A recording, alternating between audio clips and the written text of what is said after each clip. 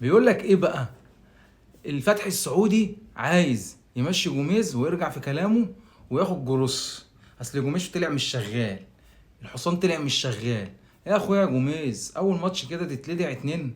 ايه العجله مش شغاله ولا ايه يا جدعان؟ المدربين دي فاكره نفسها بقت مدربين بعد ما يجوا الاهلي والزمالك ويظهروا ويلمع اسمهم وياخدوا بطولات. اقول لك امثله بسيطه جدا. جوزيه، شوف بقى جوزيه اللي عامل انجازات في الاهلي ما حصلتش في التاريخ ومش هتحصل. تمام.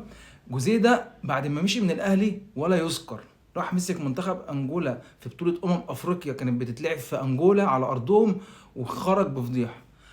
راح مسك بعدها في ايران بردك مفيش، بعدها مسك مش عارف فين مفيش، ولا حد سمع عنه بعد كده ولا خد بطولة ولا درب حد. تمام. موسيماني هكذا، كارتيرون مع الزمالك، جوميز اهو. تمام. المدربين دي فعلا الاهلي والزمالك اللي بتنجح المدربين وبتلمع اساميهم. فيجي المدرب زي دول بعد ما ياخد بطوله يترسم ويقول لك جالي وجالي وبتاع ويخرج من هنا عشان قرشين زياده، وهو في الاخر بيطلع ما بيعملش حاجه. فايه، بلاش تترسموا علينا عشان احنا اللي بنعملكم. سلام.